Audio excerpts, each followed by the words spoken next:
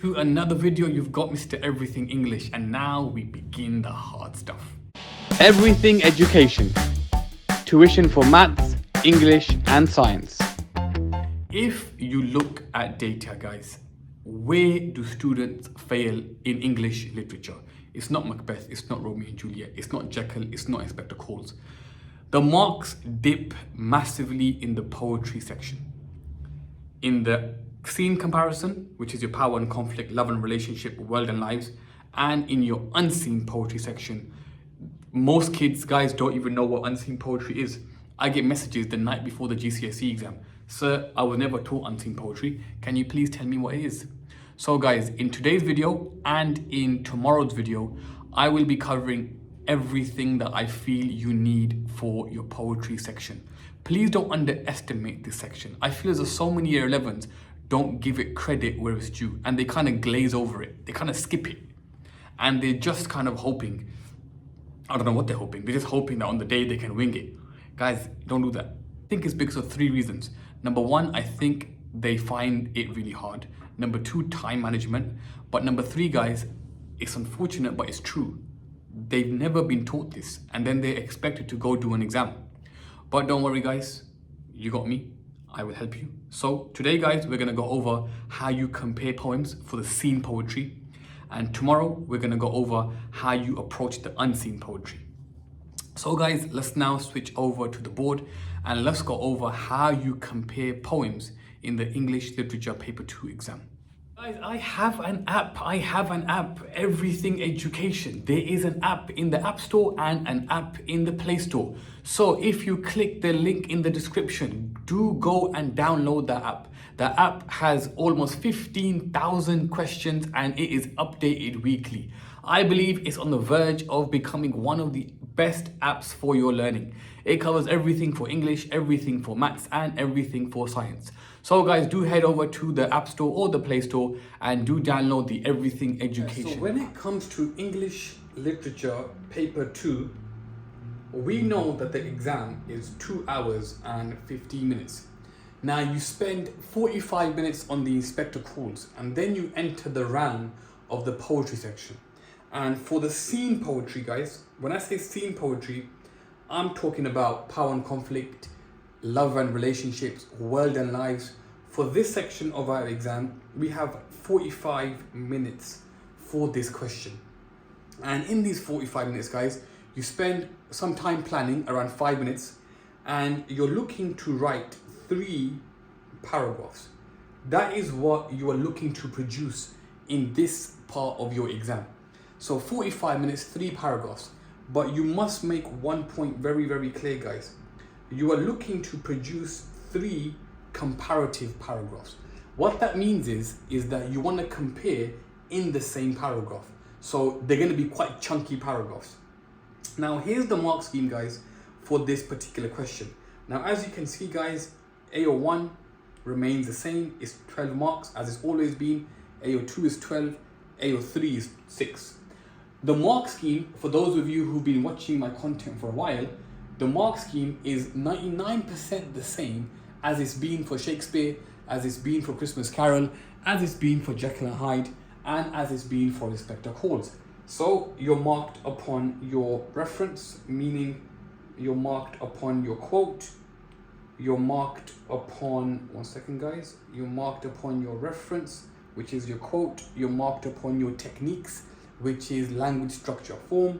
You have to explain the effect of these techniques.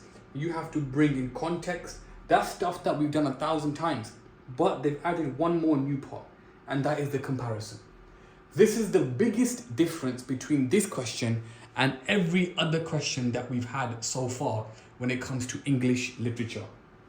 They've already tested, they meaning the exam board, they've already tested your ability to analyze single text, meaning Macbeth, meaning Romeo, meaning Jekyll, meaning Christmas Carol.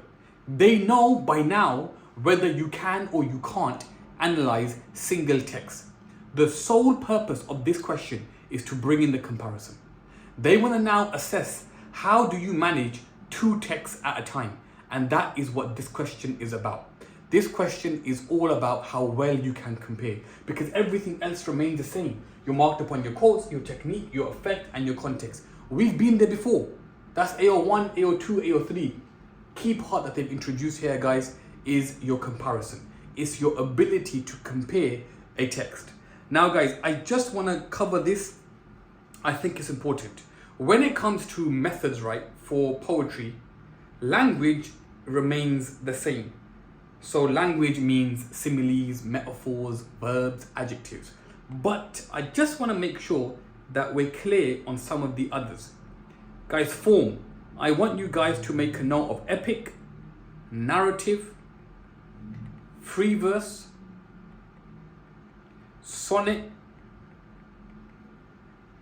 and a dramatic monologue. These 5 forms of poetry I want you guys to be fully aware of. Now, for those of you who are not sure how to analyze these, go and watch my video about the 5 power and conflict and the 5 love relationship poems. But I just want to remind you that I want you guys to analyze this and use this in your exam. An epic poem is a poem about an event, a war, a marriage. A narrative poem is a poem that tells a story. A free verse poem is a poem that follows no rules. A sonnet is a 14-line poem traditionally about love, and a dramatic monologue poem is a first-person poem written in the I. So I did this, I did that, and it's normally a very biased poem. Then when it comes to structure for poetry, of course, you're welcome to talk about foreshadowing, flashback, but if you want to get a slightly higher grade, which I know you do, you want to please make sure you talk about things like enjambment. You want to make sure you talk about caesura. You want to make sure you talk about anaphora. You want to make sure you want to talk about volta. These are all structural devices that I want you guys to mention. What is enjambment, guys? Enjambment is when the line of poetry carries on and doesn't stop. Caesura is when the line of poetry has pauses throughout. Anaphora is when there's repetition throughout a poem. And volta is the turning point. It's the shift in the poem. So I want you guys to talk about these, but I'll show you how in a second. So we know that for this question, we have 45 minutes. In this 45 minutes, we're aiming for 3 paragraphs, and we got to spend some time planning, aiming for 5 minutes. And in our plan, we must include language. Language means similes, metaphors, verbs. We must include structure. We must include form. And in one of the 3 paragraphs, maximum twice, you want to include context. That's it. Now the question, guys, is this. How do you approach this question? What do you do in your exam? I'm now going to do exactly what I would do in my GCSE exam. So imagine, here's my question. Compare how poets present ideas about power in Ozymandias and one other poem. The first thing that I would do, guys, is I would divide my page in half. That's the first thing I would do. I would divide my page in half. And on one side of the page, I would make a note that this is where I do Ozymandias. And on the other side of the page, I would make a note that this is where I do my comparison poem. Now, what am I going to compare Ozymandias to? What, in my opinion, is a good poem to compare? I'm going to compare Ozymandias, guys, to the poem London. So now I know I'm comparing London to the poem Ozzy. And I would put this on either side of my page. But first, I would analyze one. And the poem that I would analyze first is the one they've given me, because this will dictate my comparison. So let's have a look at Ozymandias. The first thing I will do, guys, is now I will pick out my quotes. Near of cold command, my name is Ozymandias, King of Kings, and nothing beside remains. These will be my 3 quotes from Ozymandias. Now, by now, you guys know that I follow the pretzel paragraph structure. I follow P, R, T, E, Z, E, and L. But I never plan my effects, nor do I plan my link. So the only thing I need to plan is my point, reference, technique, and zoom. What is my point? What is my quote? What is my technique? And what will I be zooming into? For my first quote, I will be doing snare of cold command. For my second quote, I will be doing My name is Ozzy, King of Kings. And for my last quote, I will be doing nothing beside remains. Now I will build my 3 points. How does the first one present power? Power can make you evil. How does the second one present power? Power can make you arrogant. And how does the third one present power? Power is short-lived. Power does not last forever. Doesn't matter who you are. Now I'm going to work my way up. Nothing beside remains. Here I'm going to talk about the caesura. And I'm going to talk about the volta when I zoom in. Because this is our shift in the poem, and the irregular pause shows how things ended quickly for this man. My name is Ozymandias, King of Kings. Here guys, for my technique, I'm going to talk about the sonnet form because it shows how Ozymandias is in love. But in love with what? He's in love with himself. My name is Ozymandias, King of Kings, and when I zoom in, I will zoom in to the hyperbole. And my first quote, guys, a snare of cold command. I'm going to zoom in to the symbolism of cold, and I'm going to zoom in to the verb snare. And when it comes to context, guys, I'm going to use, in this paragraph over here, I'm going to use Freud and the id. So now I have 3 paragraphs planned on this side of my page. I know exactly what I want to say about Ozymandias. Now what I need to do is find my comparison. In London, is power evil? In London, does power make you arrogant? In London, is power short-lived?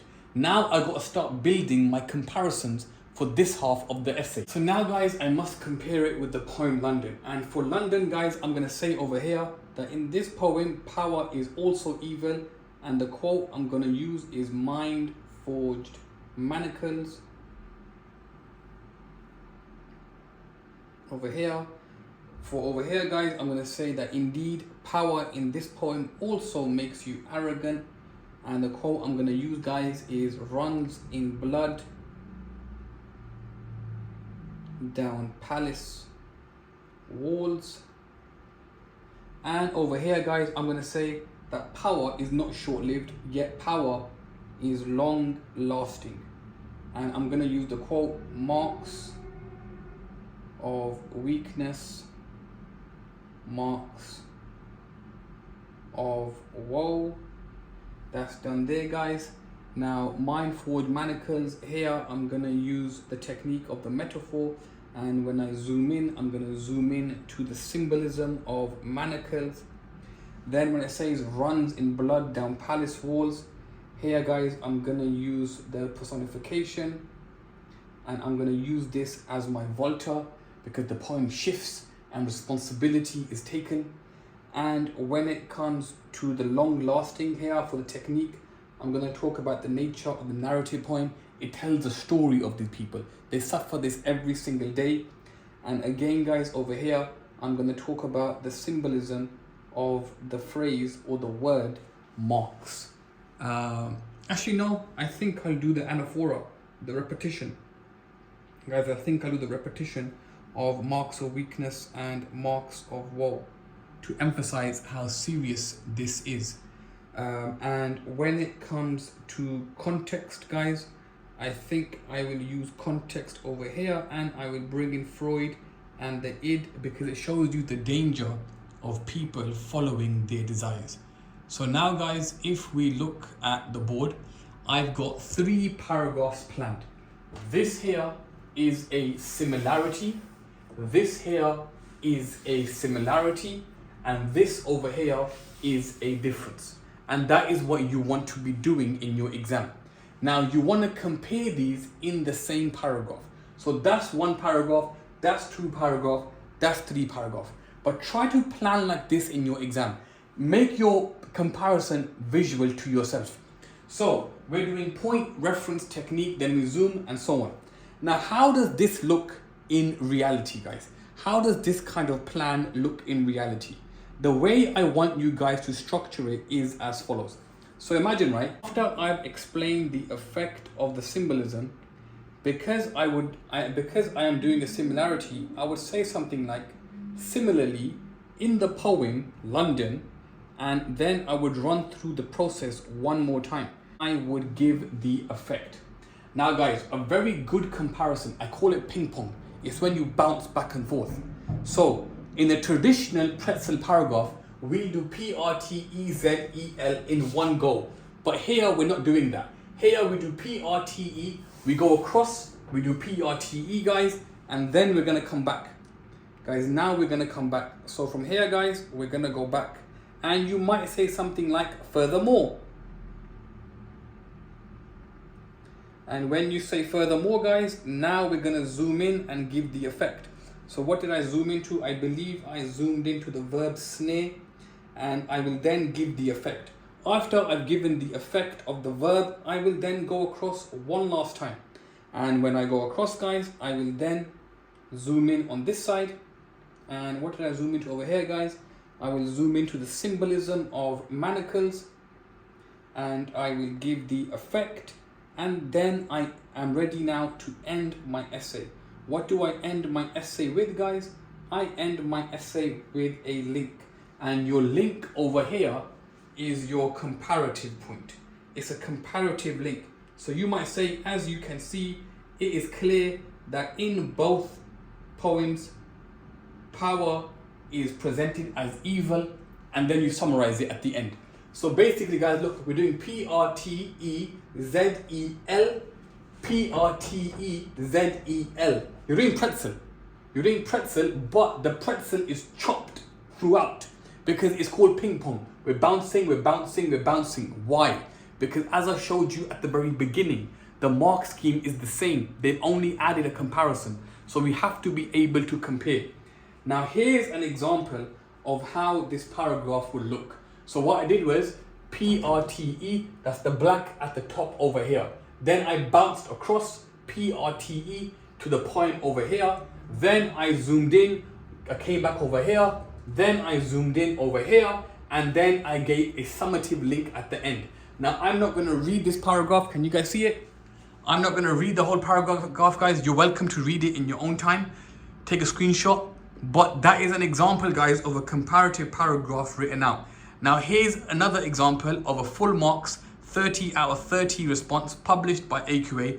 Now as you can see, even in this full mark answer, the student is bouncing between the two poems. Make sure you talk about both poems in the same paragraph, because that is the essence of a comparison. Don't do one paragraph on one poem, one paragraph on the other poem, because you're not going to get the highest marks for comparison. It's not me talking guys, it's the exam board. This answer was published by them. They are telling you what a full mark answer looks like. So guys, in your exam, let me give you an example. Let's say I was turning this into a paragraph. I'll start off with a comparative point. In both Ozymandias and London, power is presented as being something that can make you extremely evil. I'll give you my point. Now I'll zoom in. This can be seen in Ozymandias through the quote, snare of cold command. The symbolism of the cold command highlights how Ozymandias ruled with an iron fist and was a nasty person. I'll give the effect. Furthermore, this is very similar to the effect of power in London, where the people of London are walking around with mind-forged manacles. The metaphor illustrates how those in power want to control the thinking, want to control the mind. Give my analysis, talk about how both are evil. Then, furthermore, this evil nature continues in Ozymandias via the verb snare. It is as though they are proud of their evil nature. Give the effect. Finally, the symbolism in London via the noun manacles shows us how the people are in chains and they're suffering, blah, blah, blah. Give the effect. And then we say, as a result, it is clear that in both poems, power leads to a disgusting, evil nature, where people abuse their power over the people they rule, and so on. So I went there, I went there, I went there, I went there, and then I ended up right at the bottom. You want to try doing 3 of these paragraphs, guys. You want to try doing 3 of these paragraphs in 45 minutes. They're definitely doable. They are definitely doable. Especially for those of you who've been following pretzel for a while. Because essentially, you're doing 2 pretzels, but it's just chopped up. Now, I'm not having a paragraph debate. I'm not having a paragraph debate. Whatever paragraph structure you want to do, do it.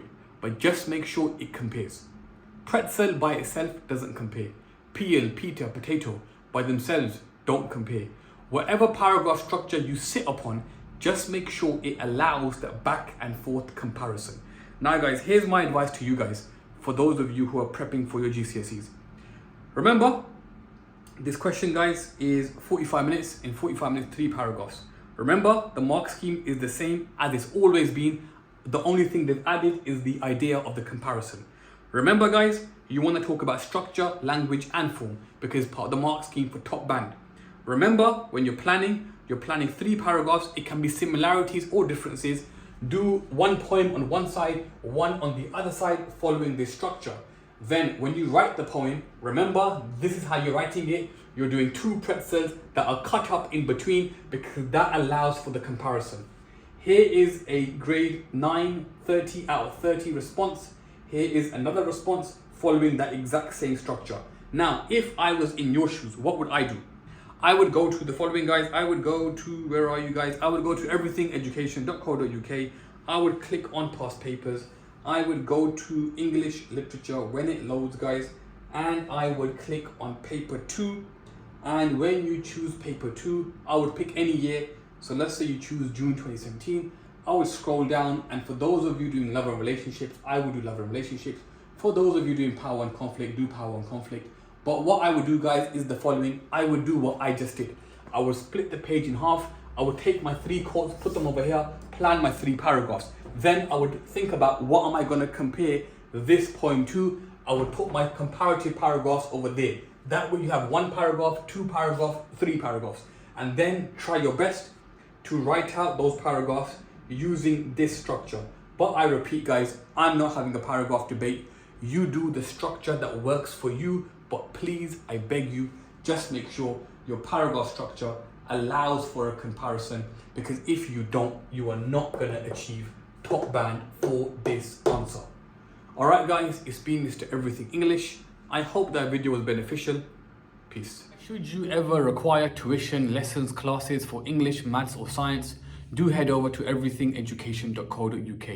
All of our English classes are taught by myself, Mr. Everything English, and our science and maths classes are taught by fully qualified teachers. Upon joining, you get access to our student portal. This is where you hand in your homework, receive your feedback, and you can chat to your teachers, including myself. So guys, should you require any support with your English, maths or science for any exam board, do head over to everythingeducation.co.uk or click the link in the description.